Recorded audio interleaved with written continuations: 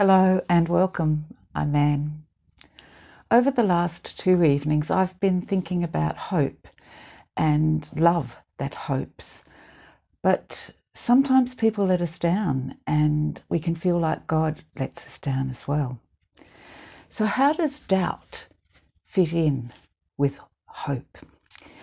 I want to share with you a story from Tim Costello's book, Hope, Moments of Inspiration in a Challenging World. And he calls this particular story Hope Shattered. I remember a time in my youth when the idea of having doubt was a bit of a worry. My life was busy with prayer meetings, Bible studies, lunchtime lectures, and evangelistic coffee shops. It was a non-stop faith-building exercise. Or so I thought at the time. The truest bit was the non-stop part. So the idea of doubt had little room in my head, had no place in my language. But life has a way of catching up with us. Doubt came at me through a few experiences I had no time to duck. The first was through a young man called Andrew, who joined the Bible study group I ran. Andrew was bright and asked thoughtful questions. I gave my tried and true answers, but sometimes felt they were a bit thin. He would look at me quizzically as if to say, "Is that all there is to it?" Andrew would always appreciate personal time with me. He told me he was having trouble sleeping and that his thoughts were swirling. I prayed with him. I even encouraged him to see a doctor. It was then he told me he had been in a psychiatric ward in the months before he came to church. I began to see a few signs that worried me. He didn't give us time to take it further. 2 days later, his housemate found him in the garage, shot through the head. No note left. I led the large group of people, young people in our church, through the shock and sadness, the empty feeling of helplessness when a tragedy comes to a community. But in my own heart, I felt the beginnings of a deep chasm. My words sounded hollow. I could not pray. My own sleep was disturbed. Doubt comes in various shapes and sizes.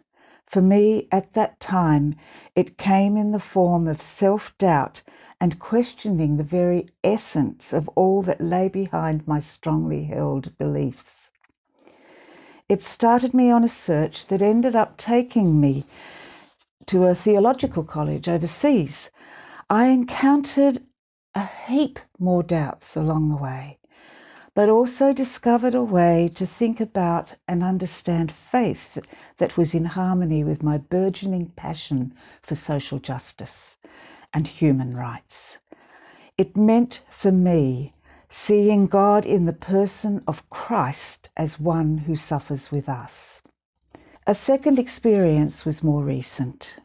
I was in Darfur, Sudan, on my way home from some World Vision International meetings.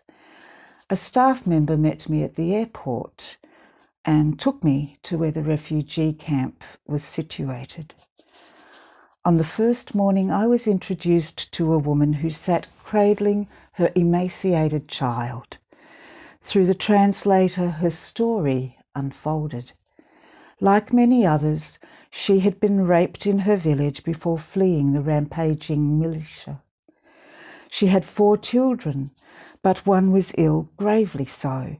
Her choice was to either flee her ransacked home with the other 3 children or face certain death by staying with her ill child. It was the eye contact that got me, direct from her soul to mine. This was her choice, and she made it, only to face the death of yet another child on the pitiless trek to relative safety in this desolate, wind-blown camp. My words to her seemed clumsy.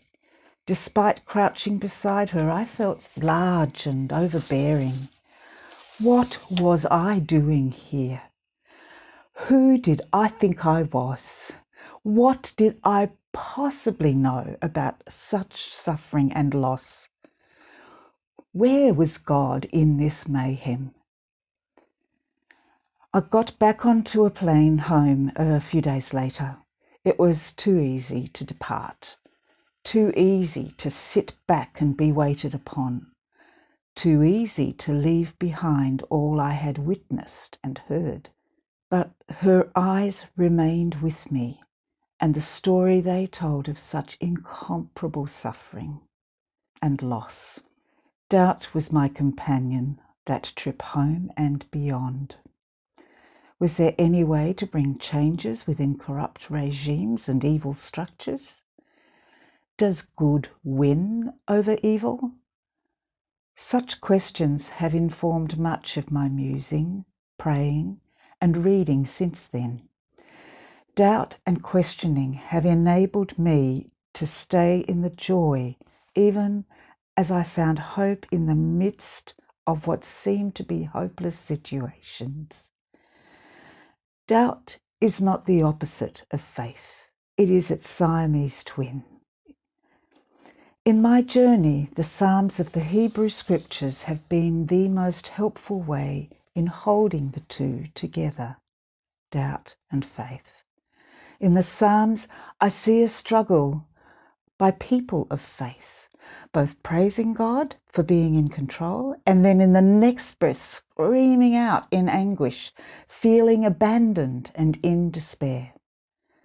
My faith is now less replete with answers that seem conceptually watertight and more about living a relationship with God.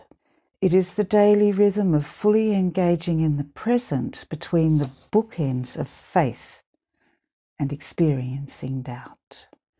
If there's anything in Tim's story that you'd like to explore further, please feel free to contact one of the pastors at a church near you or through the Citywide website. I'm sure Matt would love to hear from you. Bye for now.